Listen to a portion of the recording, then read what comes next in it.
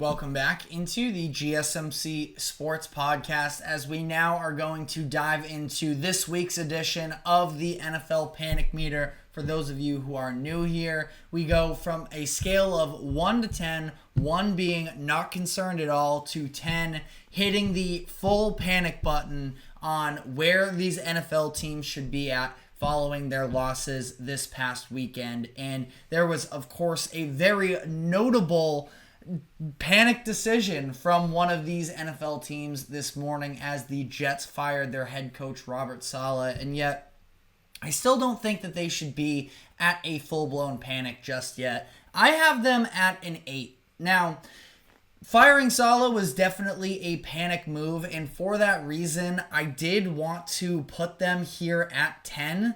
But the reality of the situation is, I also think that the Jets still have a very salvageable season ahead of them, considering the fact that they are still very much playing in an AFC East division where two of the teams are two of the worst in the NFL as things currently stand in the Dolphins and the Patriots. The Jets still have, I think, 3 games between those two teams combined that they get to play. So, some wins very much on the table for them.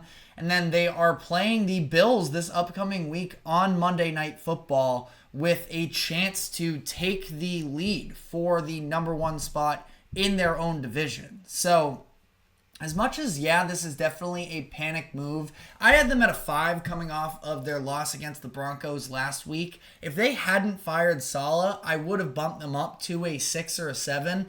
I went with the 8 because they clearly seem to be panicking based off of how they're reading the situation internally there. And Woody Johnson says he didn't really consult with anybody. He just decided to make that decision on his own. Let me know in the comments section what your thoughts on that are, because I'm not quite sure if I believe him totally on that. But again, the Jets have moves in front of them where they can pull their season back together in terms of being playoff competitive once again. Where Davante Adams is obviously the big trade that is on the table for them that can drastically help them moving forward. Definitely doesn't solve all of their issues. And now we still don't even know if they have a legitimate coach for them moving forward. It is Jeff Ulrich, who is their defensive coordinator that's taking over as the interim. So they seem to have faith in him behind the scenes. They've made that, noted at least in the past. So we'll see. But again, Jets definitely a lot more slanted to the panic side than I would have had normally coming out of that loss against the Vikings. But, they seem to think something's off. They are getting towards going into that full panic mode. So I have them at an 8 this week. Now, last night's game, the New Orleans Saints falling to the Kansas City Chiefs in what was a really bad game for them. I know technically it was a 2-score game, but the Chiefs should have pulled away way earlier in that game if it weren't for red zone issues. Now, maybe you want to credit the Saints defense for being able to step up in those moments. This is coming off of, a week prior where their defense didn't allow a single touchdown against the Atlanta Falcons. Now, they still lost that game, but, overall, it's a fine team. This NFC South, though, I just don't think that any of those teams are legitimately that good. One of them's going to make the playoffs once you're hosting a playoff game like the Buccaneers did last year. If you can get a weaker opponent sort of on the ropes at home, I'm not saying that the NFC South can't win a playoff game. I'm sort of writing them off right now, to be honest, which isn't totally fair. I'm having such a hard time sort of coming to grips with them. That being said, again, all of the opportunities and possibilities are on the table right now. So the Saints looked really bad last night, in my opinion, but I also don't know. I mean, they're competing with the Buccaneers and the Falcons, where those are also two teams that are very much flawed. So the Saints are very much still alive in this season. I don't think that they're particularly good, but can't be too panicked with them. So I have them coming in at a 4 on this list. Now moving into some of the other big AFC losses specifically here. The Buffalo Bills had them at a 3 coming off of that game against the Baltimore Ravens. This one was definitely concerning for them, where they end up losing to the Texans. You get an atrocious Josh Allen performance, and the offense as a whole has just looked a little bit rudderless, even despite having some semblances of a run game. They're without Khalil Shakir in this game, and it was very clear that they are missing the likes of a Stephon Diggs, who they, of course, played in this game, of a Gabe Davis, just different types of playmakers. But I still think that the Bills are pretty comfortably in a good position in terms of playoff positioning. Now, it's still week 6 is the reality of the situation. So I have a hard time saying that a division leader right now should be more panicked than cooling at this point. But we are going to have to see the Bills sort of take their game to another level. Ultimately, I don't know what their expectations quite were this year. The reality is with Josh Allen and, you expect to be a playoff team and a Super Bowl hopeful. That's kind of all I think they are right now. They should make the playoffs. At this point, given how the AFC East is shaken up, it would be very disappointing if the Bills don't make the playoffs, but I think they're in a great position still. And if that's sort of the bar of success for them right now, at least in my eyes, if you feel differently, let us know in the comment section why. But I'm sort of holding them to the standard of just making the playoffs and sort of figuring things out from there.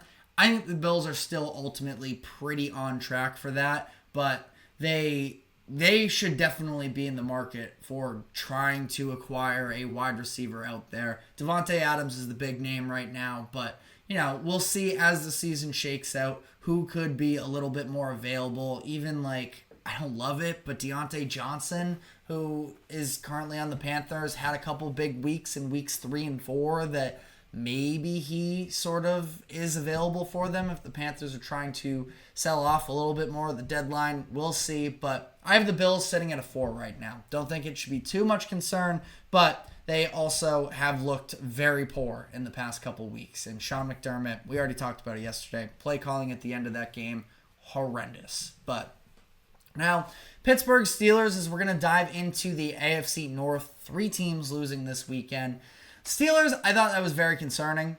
Honestly, losing that game against a Cowboys team that I thought was really vulnerable with the injuries on both sides of the ball, having it at home.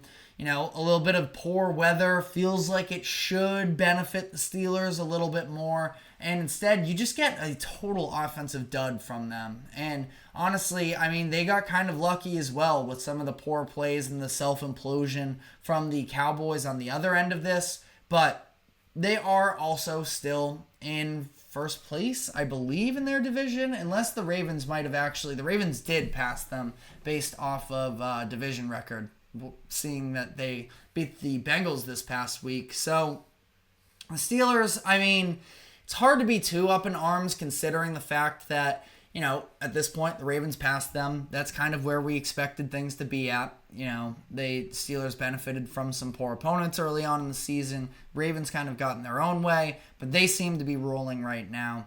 The fact that the Browns and the Bengals, both of them, are as poor as they are at 1-4, we're going to be diving into them shortly. They have the upper hand in the postseason right now, and if you look across the board at the wild card competitive teams, I think it's very much lackluster, where from the East, maybe you're talking about the Jets, I guess, unless they somehow, knock the Bills out of first place and it's the Bills that they're competing for, but you have maybe one wild card team from the East. From the South, I don't really see any world. Unless you're a believer in the Colts, which I am not, that's probably a division with just one playoff team. And then the AFC West, take your pick. I suppose the Broncos, who have a great defense, are playing pretty well, all things considered. But, that's kind of if your top competition right now are the Jets and the Broncos, I feel like you're in a pretty decent spot. So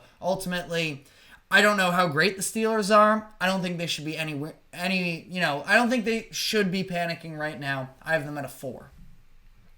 Speaking of the Cincinnati Bengals, I have them at a 7. Normally, it feels like with a 1-4 team, it should be a lot worse than that, especially if you are a team that is anticipating being a playoff contender. And that defense is terrible, which is a massive disappointment in my eyes, at least, as somebody who's a fan of Joe Burrow and Jamar Chase and that connection. And I feel like they're being wasted a little bit. That being said, everything I just said about the playoff hunt in the AFC for the Steelers applies to this as well.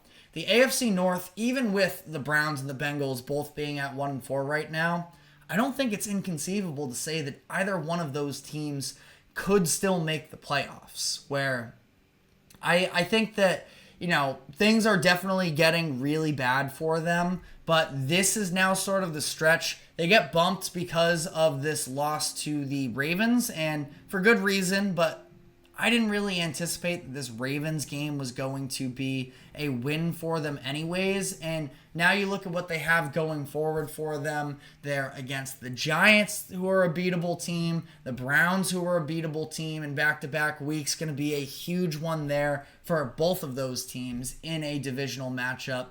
Then you have Eagles, which is, I do think, winnable. That one at home for the Bengals. You have the Raiders. These are where the Bengals really need to start locking in and picking up some of these wins. I don't think that their season is over, is really what I'm getting at. I have them at a 7. Could very much get worse. They are one bad loss away from having the season pretty much be over for them. So they're getting there. I don't think they are quite there just yet. I think that the Cleveland Browns right now are a disaster.